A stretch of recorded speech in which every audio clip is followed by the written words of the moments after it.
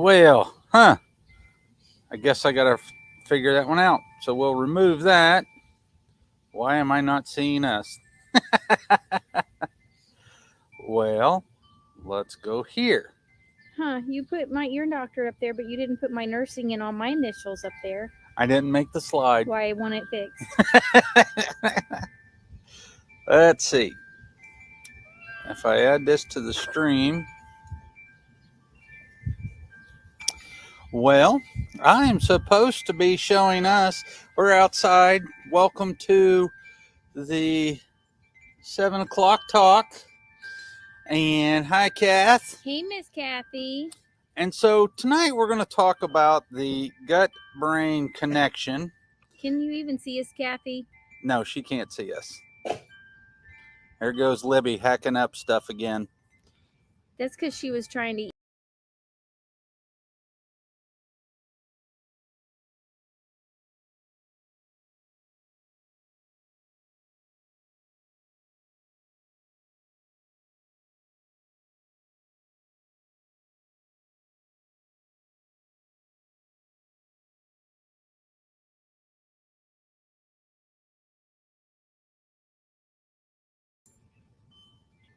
Bet you can hear us now.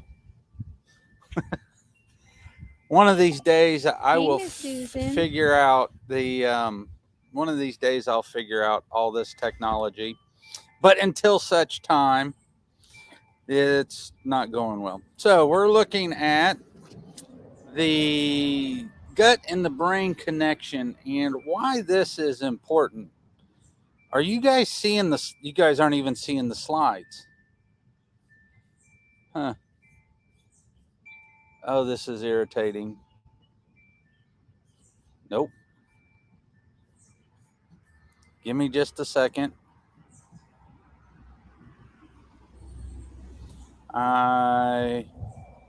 We got that.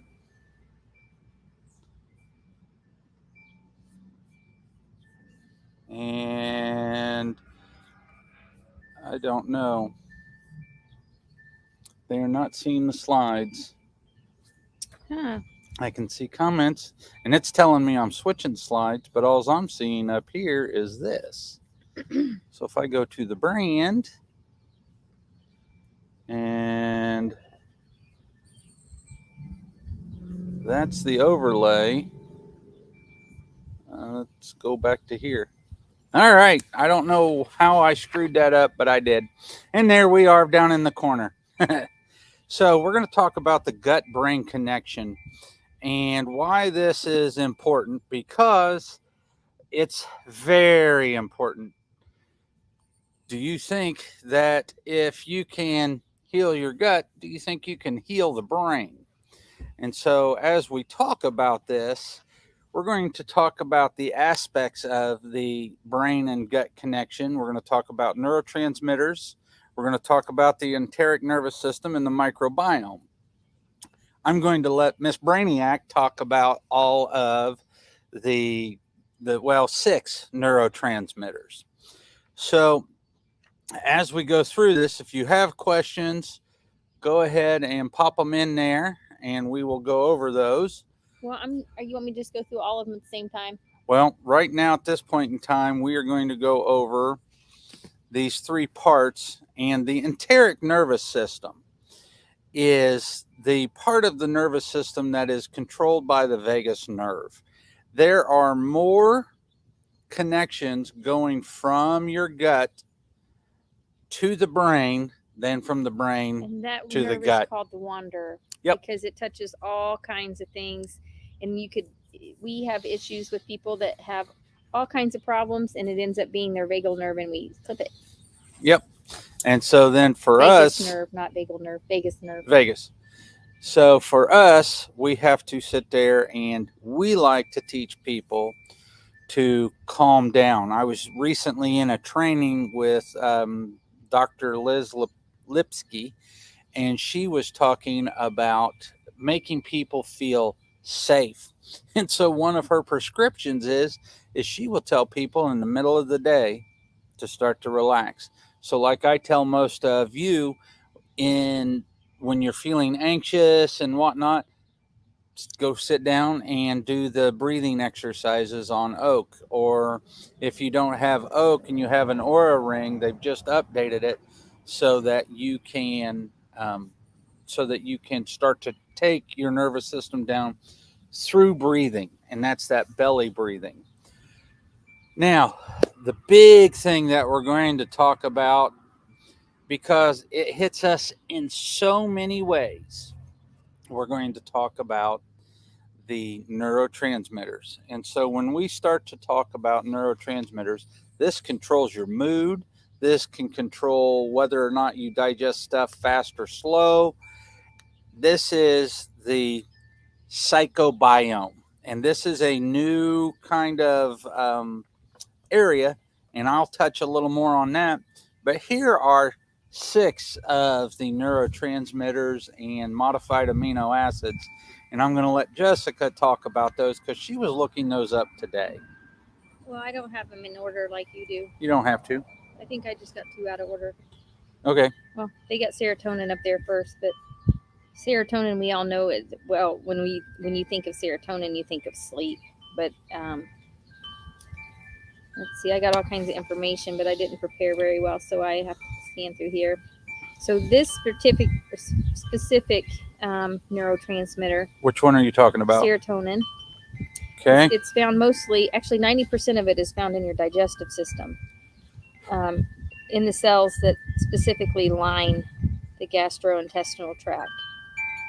But it also can be found in your platelets and in your central nervous system.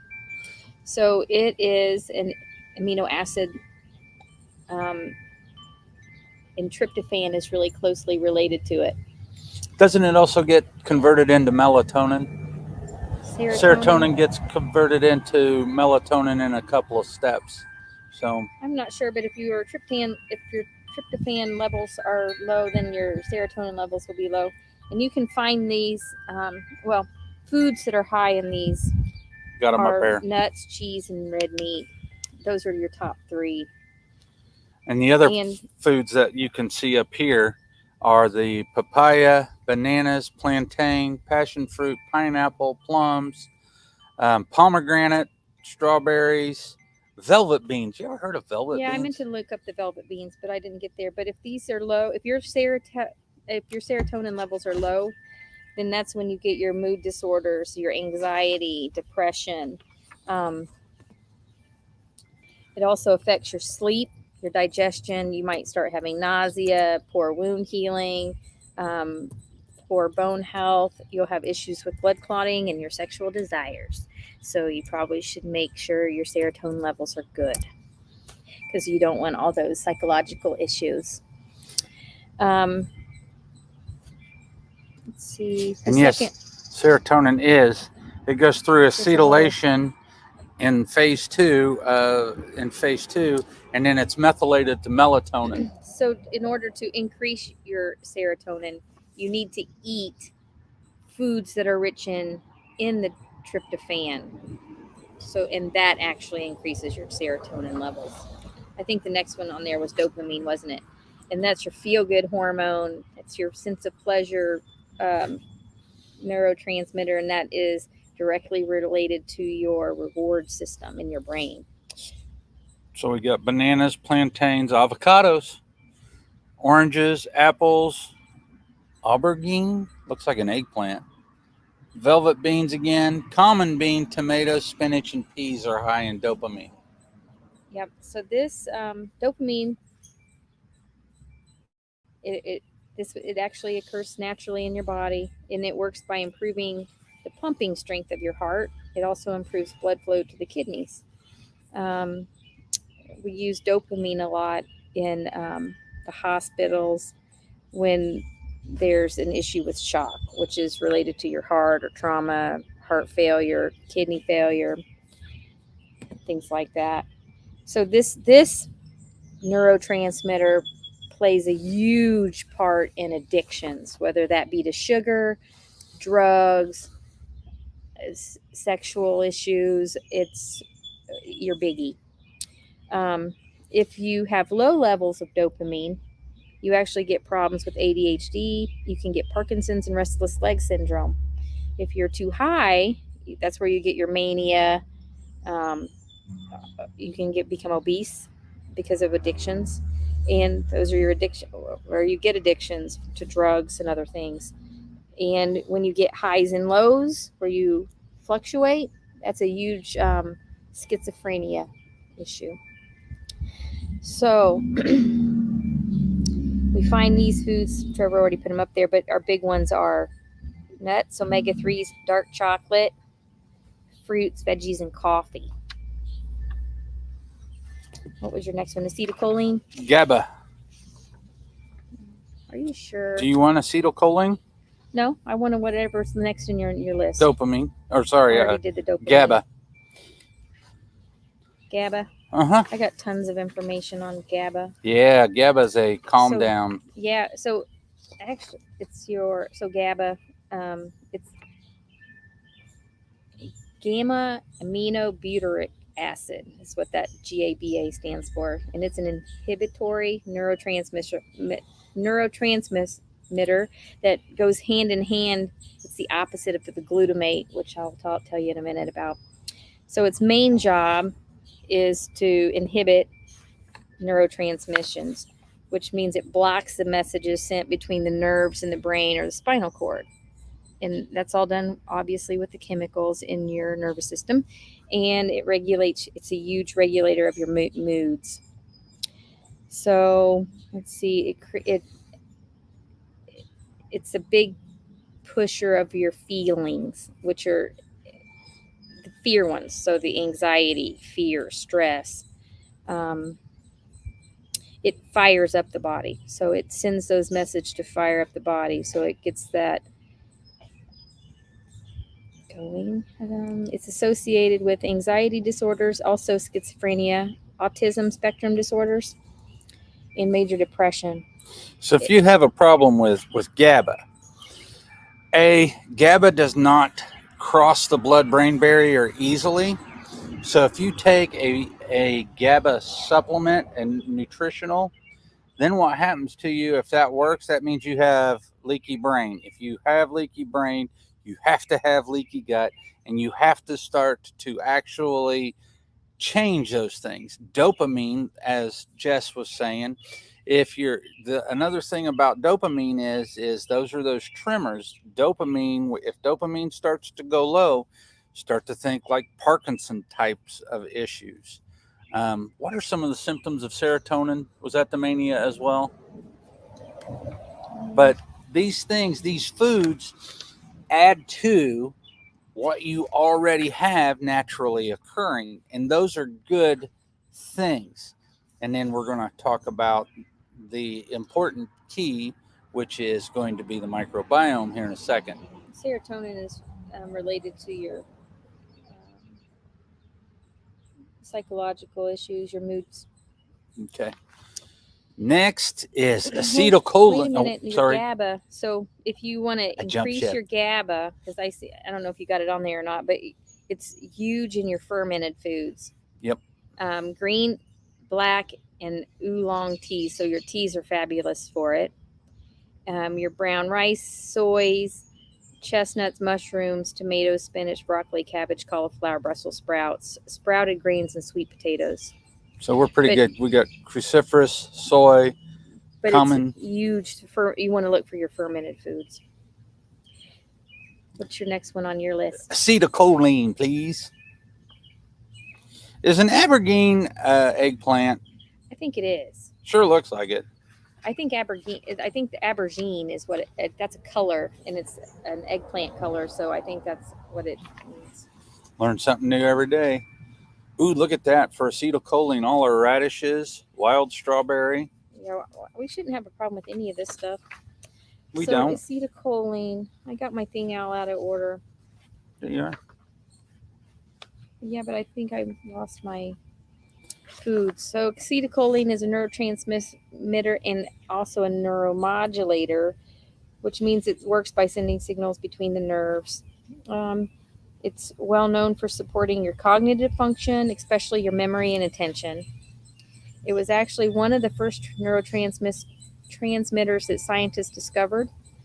It's synthesized in nerve terminals from acetyl coenzyme A, which is made from a form of glucose and choline. So choline is a compound that you consume when you eat eggs, beef liver, grass-fed beef, poultry, beans, split peas, fish, veggies such as Brussels sprouts, broccoli, cauliflower, and nuts. So the one thing that I found as I was looking through here, like your cruciferous vegetables and nuts are like huge players in almost every single one of these.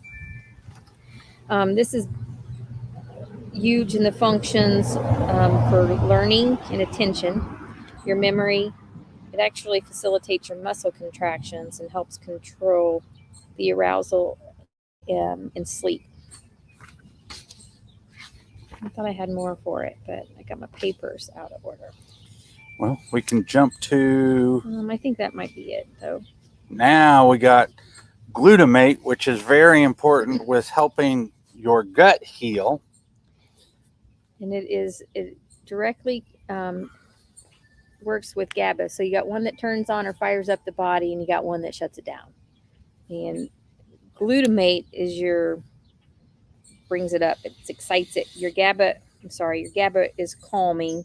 Your glutamate fires, makes you excited.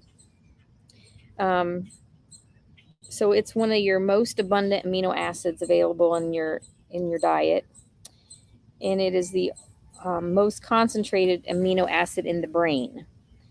And this one actually I have lots of stuff on because it was kind of interesting. So it's similar to all the other 19 amino acids because it's used to make proteins and facilitates your metabolic functions, and is used for energy. But what makes the glutamate amino acid unique is that it is considered the primary excitatory neurotransmitter. So it plays many roles. So it's used for your normal brain function. It's also used with learning and memory, but too much of it can create toxicity in your brain. So you have to figure out what your fine line is and walk that loosely. And people with problems with glutamate typically have problems with histamine as well. And I did notice that the histamine slide is not in here. It's also considered non-essential. You don't have to eat stuff for your body to get this, because it's so important that your body will just make it on its own. But you can help your body out by giving it bone broth and meats. It's also in mushrooms and soy products. Looks like it's in caviar as well. Caviar, cheese. Well, you can highest concentrations of glutamate are found in your brain, also in your gut and your muscles. It's essential for your growth and development, supports your memory and your learning, energy, cellular energy, the gut-brain connection, and it works along that vagus nerve. You know, they've seen viruses travel up the vagus nerve now. I don't doubt it. It also produces your glutathione, which is your detoxer. Helps regulate your inflammatory process, helps build bone and repair muscle tissue. So this is foods that are naturally high in glutamate are also your fermented foods, your aged foods like aged cheeses, and your cured and preserved meats. So you'll find it in malted barley, walnuts, mushrooms, tomatoes, broccoli, peas, fish sauce, soy proteins, soy sauce, eggs, your slow cooked meats and poultry, and again your bone broth. And do you want to go ahead and hit histamine, since I have a fail and didn't get that slide in the deck? Histamine. So histamine works in your central nervous system, and it's a central nervous system neurotransmitter. So it acts in the brain via 3 receptors, and that's your H1s, your H2s, and your H3s, and they're responsible for that wakefulness, you being alert, and your reaction times. So we all think of when we think of histamine, we think of allergic reactions, and histamine actually plays a dual role in the body. So it's both a neurotransmitter and a hormone. And it also helps regulate the immune system. Right. So let's see. I got tons of stuff on this one. It's so it works really closely with your white blood cells because it is responsible for that inflammatory response that everybody gets. So that's your swelling, your redness, your itching. And that actually is that's the hormone part of it. The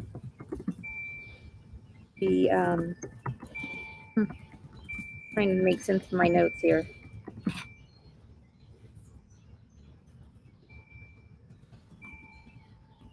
I